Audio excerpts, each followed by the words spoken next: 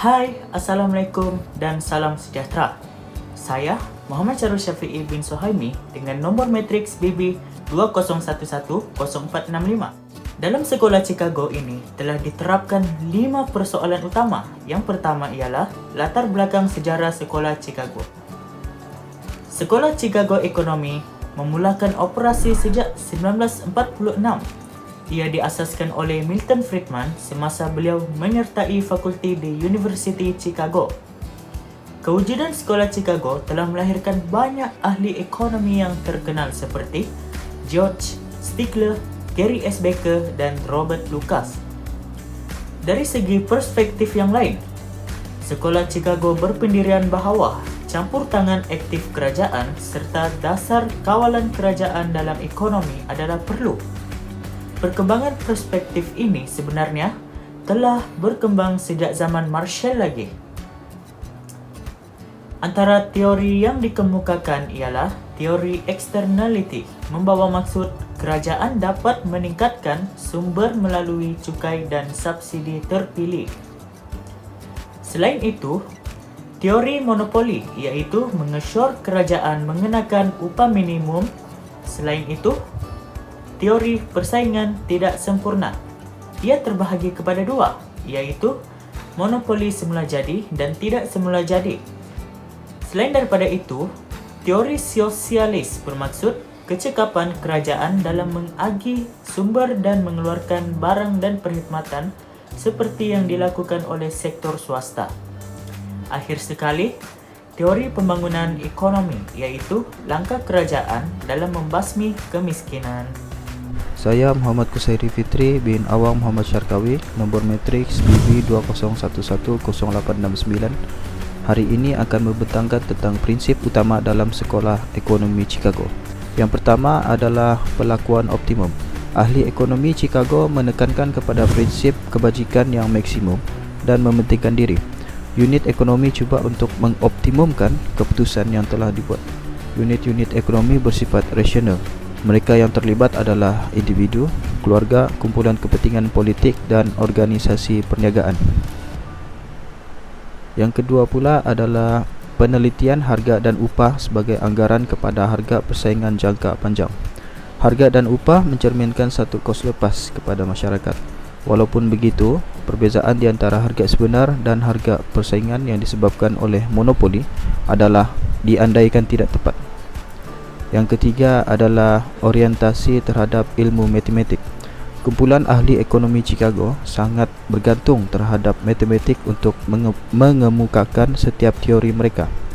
Teori yang digunakan oleh ahli ekonomi kumpulan ini banyak menggunakan kajian melalui unsur matematik untuk mencapai tahap kesampaian yang baik setiap teori ekonomi mereka. Seterusnya, penolakan revolusi Keynesian.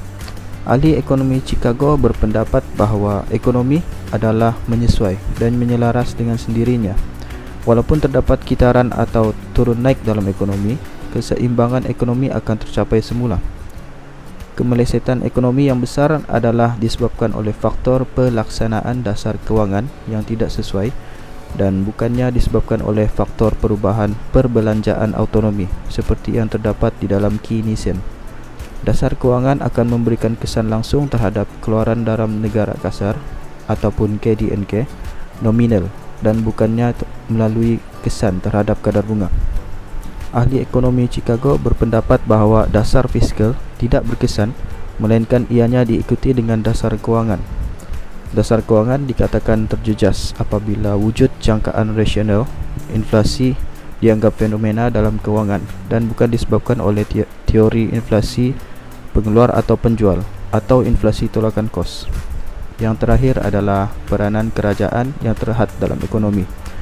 Kerajaan dikatakan tidak cekap untuk mencapai objektif ekonomi dan mengagihkan sumber-sumber ekonomi. Hal ini kerana pegawai-pegawai kerajaan dan ahli politik mempunyai objektif tersendiri, iaitu untuk memaksimumkan kepentingan diri sendiri dan tidak memaksimumkan kepentingan terhadap rakyat dan para pembayar cukai. Kawalan kerajaan ini tidak akan memberi manfaat terhadap kepentingan awam jika terdapat golongan atau individu yang menggunakan kuasa untuk kepentingan diri sendiri. saya Muhammad Sakaran bin Ibrahim akan membentangkan soalan ketiga dalam 5 persoalan utama Sekolah Chicago, iaitu siapa yang mendapat faedah atau yang berusaha untuk mendapatkan faedah. Wujudnya pasaran bebas dalam pandangan Sekolah Chicago telah memberi banyak manfaat. Idea pasaran bebas ini telah memberikan faedah ekonomi yang maksimum kepada semua golongan, dari individu kepada masyarakat umum. Sebagai contoh, ahli korporat merupakan kumpulan yang telah mendapat beberapa faedah dari ahli ekonomi klasik baru. Ahli ekonomi klasik telah berpendapat bahawa kerajaan perlu mengurangkan kawalan atau regulasi terhadap ahli korporat. Cukai juga tidak perlu untuk diagihkan. Hal ini kerana cukai digunakan untuk meningkatkan hasil pendapatan. Ahli Sekolah Chicago juga tidak bersetuju untuk memberi pinjaman terhadap syarikat yang muflis dan mengagihkan serta mengenakan kota import terhadap barangan asing. Selain itu, mereka juga telah menentang dan membangkang tindakan kerajaan memberikan lesen yang menyukarkan pengamal baharu untuk menceburi bidang pekerjaan baharu.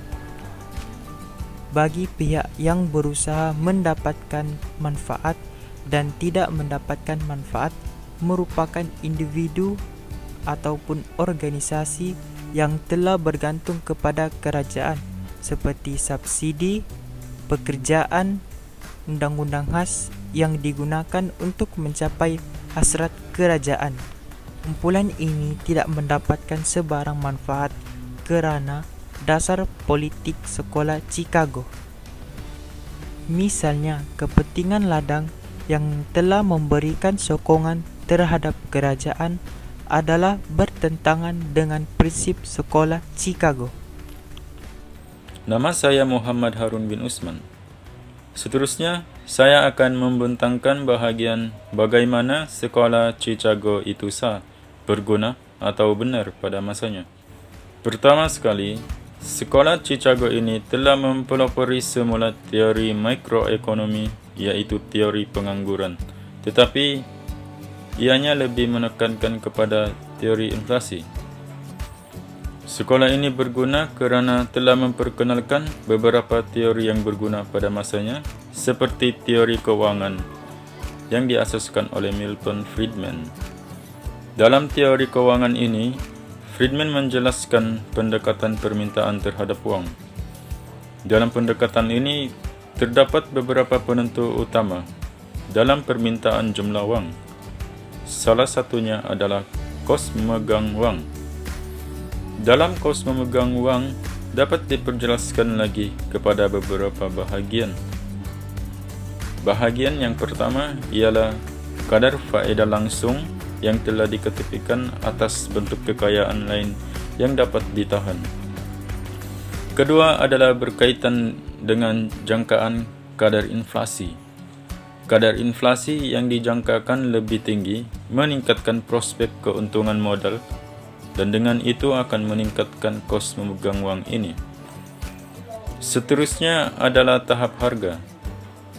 Peningkatan tahap harga menyebabkan kos nominal untuk memegang wang berkurang kerana setiap dolar yang dipegang akan membeli lebih sedikit.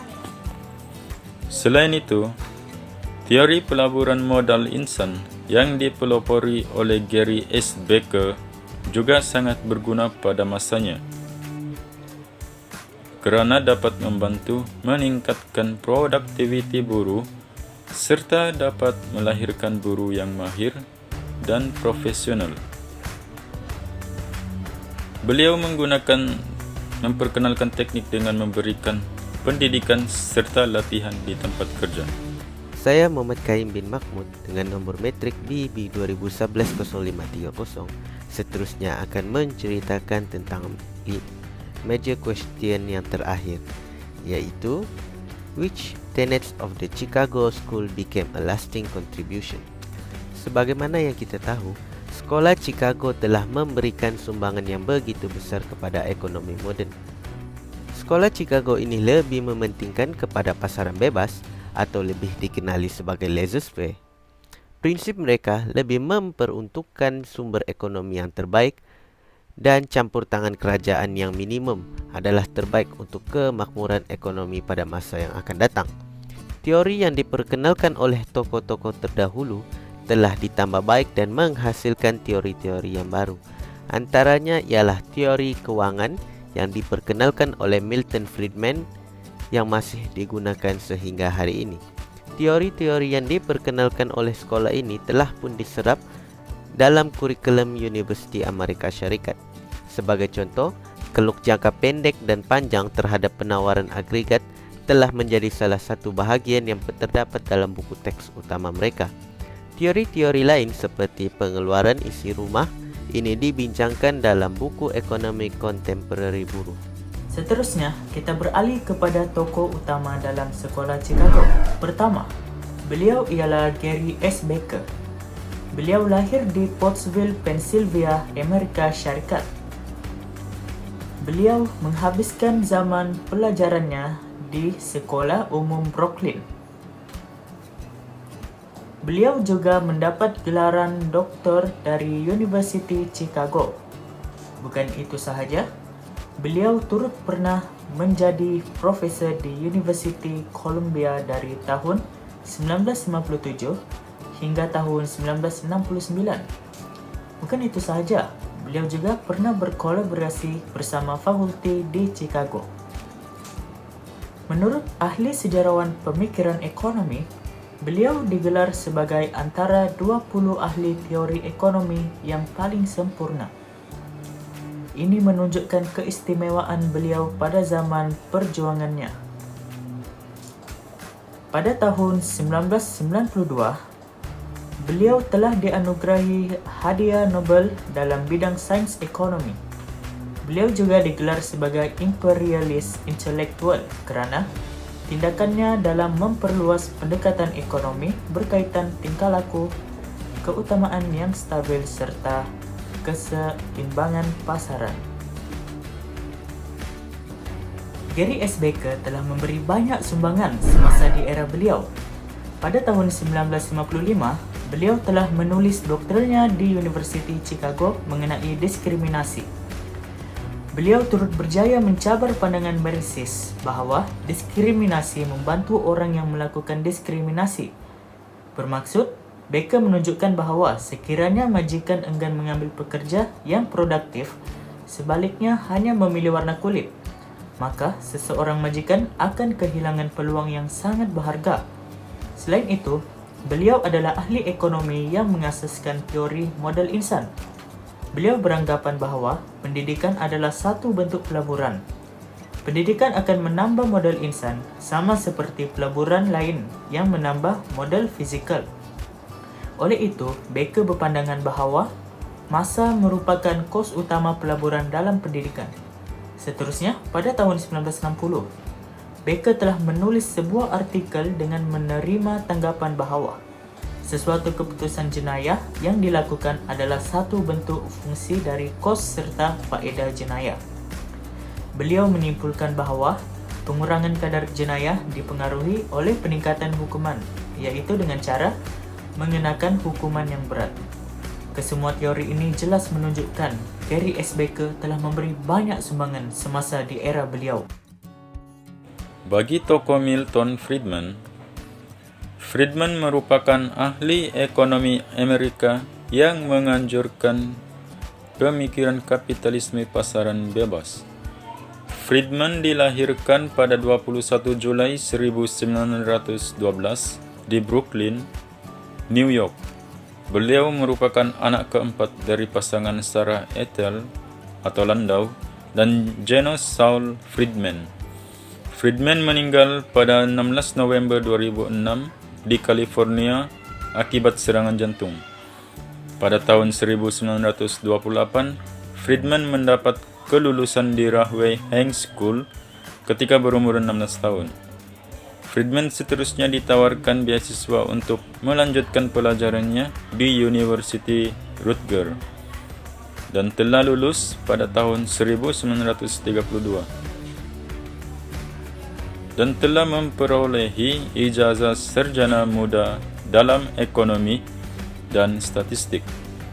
Setahun kemudian, Friedman memperolehi ijazah sarjana di University Chicago dan memperolehi kelulusan PhD di University Columbia pada tahun 1946.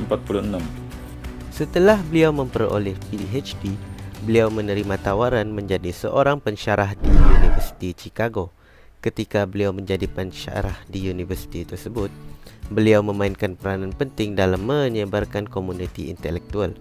Pada tahun 1957, teori fungsi penggunaan yang telah diperkenalkan oleh Milton telah menjadi pelopor utama dalam mengubah prinsip ekonomi. Berdasarkan teori yang diperkenalkan oleh beliau, perubahan pendapatan memberikan impak yang begitu besar dalam penggunaan seseorang individu dan pilihan tabungan. Selain itu, Milton Friedman juga telah memberikan sumbangan dengan menganalisis teori-teori ekonomi yang berlaku ketika teori ekonomi Keynesian menguasai makroekonomi. Menurut Keynesian, John Maynard Keynes merumuskan bahawa nilai makroekonomi berubah-ubah dan polisi fiskal lebih penting kepada polisi kewangan.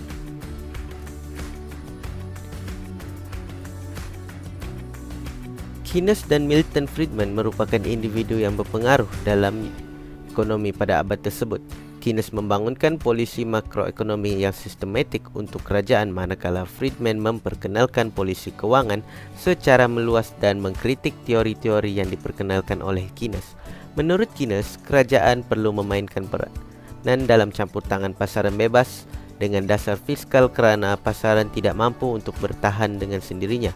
Manakala Friedman pula berpendapat mempromosikan dasar kewangan kepada bank pusat akan meningkatkan atau menurunkan kadar wang dalam ekonomi. Seterusnya, sumbangan Milton Friedman ialah teori kuantiti wang moden. Menurut pandangan beliau, permintaan wang secara relatifnya akan stabil dalam jangka masa pendek.